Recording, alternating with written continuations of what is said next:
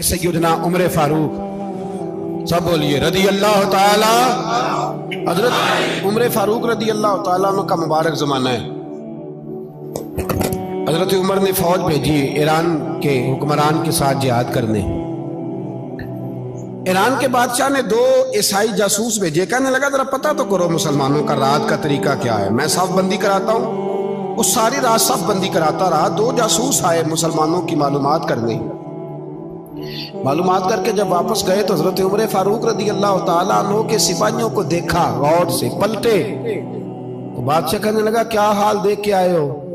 कहने लगा सारे मुसल्ले पे बैठे हुए हैं। जितने घंटे हम वहां रहे हैं मुजाहिदीन मुसल्ले पे रहे हैं, यूं लगता है जैसे उनका दुनियादारी से कोई ताल्लुक। और कहने लगे बादशाह कोई ऐसी ताकत है जिसको वो बुला रहे थे, कोई ऐसी कुव्वत है जिसको वो पुकार रहे थे। हमें भी वहां खड़े होके महसूस होता था कि हाँ कोई है जो आ जाएगा इनकी मदद के लिए, कोई है जो पहुंचेगा इनकी मदद करेगा। ईरान का बादशाह कहने लगा मुझे समझ आ गई है, वो जिस्म की ताकत से ही नहीं लड़ते, वो कोई गैबी ताकत है जिससे वो लड़ते हैं। भाई वो गैबी ताकत भी तो हमारे पास हमने नाराज कर लिया ना, वो भी तो नहीं ना, मस्जिद का रुख भी तो कोई नहीं। और मैंने पिछले जुमे भी कहा था, फिर कहता हूं, वहन हो गया उम्मत को।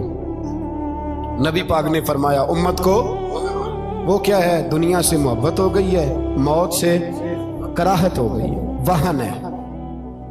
सहाबा किराम को मौत से बड़ा प्यार था, मौत से बड़ी मोहब्बत कर। हमारी तरह नहीं, वो कहते थे मरेंगे तो मनो मट्टी, तो वहां ठीक है अज़ाबे कब्र हक है। लेकिन मैं कहा करता हूं सालों के बाद जो परदेश से माँ के पास आए, माँ उसे अजाब नहीं देती, उसका माथा चूमा करती है। और भाई जो रब करीम की बारगाह में जाएगा, तेरा क्या ख्याल है गल सड़ जाएगा? मदीने वाले हबीब ने फरमाया कब्रुल मोमिन रौज़तुम मिन रियाज़िल जन्नह। फरमाया मेरा मोमिन जब कब्र में जाता है तो अल्लाह जन्नत के सारे दरवाजे खोल देता है, वो तो अल्लाह की रहमत में पहुंचता है। कौन कहता है मोमिन मर गए, वो तो कैद से छूटे अपने घर गए। कौन कहता है कब्र में अजाब है तो सिर्फ अजाब ही है, हाँ मुजरिम को सजा मिलेगी, लेकिन मोमिन हमेशा जहन्नम में, वो बेलाखिर जन्नत में जाएगा, बेलाखिर जन्नत में जाएगा। और किसी दरवेश ने बात की, वो करके चले गए, पर कमाल ही कर गए। कहने लगे दोज़ख में मैं तो क्या, मेरा साया ना जाएगा, क्योंकि रसूल पाक से देखा ना जाएगा।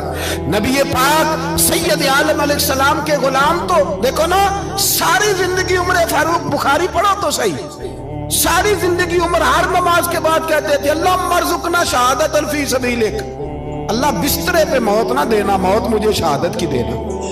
हजरत सैयदना मौला अली शेर खुदा करम अल्लाह ताला वजहुल करीम सारी जिंदगी कहते रहे अल्लाह, अली ने मैदान में उम्र गुजारी है, इसे शहादत की मौत अता फरमा।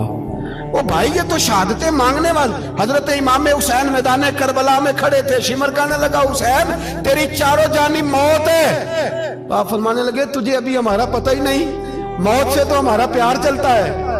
और फरमाया ये शहादत तो हमारा पीछा करती है, पहुंच जाती है जहां हम होते हैं, मौत से डरा रहा है।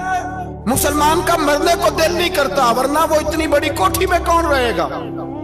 मरने को दिल इसलिए नहीं करता कि वो जो 6 करोड़ 10 करोड़ डॉलर लूट के रखे, मर गए तो खाएगा कौन। वो फकीर फाका मस्त थे, उनका घर ही कोई नहीं था, उनके बैंक बैलेंस ही कोई नहीं थे। वो कहते थे घर हमारा है वो जो हमारे रब ने तैयार किया हुआ है, हमारा बैंक बैलेंस है वो जो हमें जन्नत में जाके मिलेगा। उनका तो ये खाता ही कोई नहीं था, इसलिए वो शहादत की। हजरत उमर बिन जमू रदी अल्लाह ताला अन्हु मैदाने ओहद में 4 बेटे लेके आए। कितने बेटे बोल के बताए? 4 बेटे लेके उमर बिन जमू आए, और खुद एक टांग से लंगड़े से आप भी हैं, टांग छोटी है। हुजूर के सामने खड़े हुए कहा महबूबा मेरे 4 ही थे, मैं 4 ले आया हूं, कबूल कर ले। तो हुजूर ने फरमाया तू क्यों तलवार ओढ़े आया है, ये तूने क्यों गले में असला डाला हुआ है? कहा या रसूलल्लाह मैंने भी तो जाना है ना। तो हुजूर ने फरमाया 4 बेटे जो हैं। हजरत उमर बिन जमू ने बात की, सहाबा कहते हैं हम लबों से मुस्कुरा रहे थे, आंखों से रो रहे थे, क्या अजीब अंदाज है। हुजूर ने फरमाया उमर 4 बेटे जो आ गए तो तू रहने दे। हजरत उमर रो पड़े, कहने लगे महबूबा क्या लंगड़े जन्नत में नहीं जाएंगे? क्या हुजूर मैं लंगड़ा हूं तो मेरे लिए जन्नत कोई नहीं? میرے حبیب پاک سید عالم صلی اللہ علیہ وسلم نے فرمایا عمر تو ضرور جنت میں جائے گا. کہا محبوبہ پھر بچے بعد میں جائیں گے, میں پہلے میدان میں جاؤں گا. ایک بی بی 4 بیٹے لے کے آئی احد میں. کہا محبوبہ کل کمائی تھی میں لے آئی ہوں, میرے پاس کوئی اور شے ہوتی تو میں بچا کے نہ رکھتی. بیٹے دے کے نا حاضری لگوا کے تو واپس دروازے پہ لے گئی. تو حضرت سیدنا عبداللہ ابن عمر فرماتے ہیں بی بی بول رہی تھی تو میرا جذبہ جہاد بڑھ رہا تھا.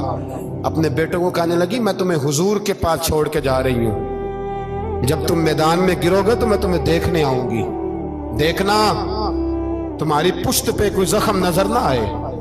جتنے تیر کھانے ہوئے سینے پہ کھانا, جتنے تلواروں کے نیزوں کے زخم برداشت کرنے ہوئے یہاں کھانا, پشت پہ زخم نظر نہ آئے.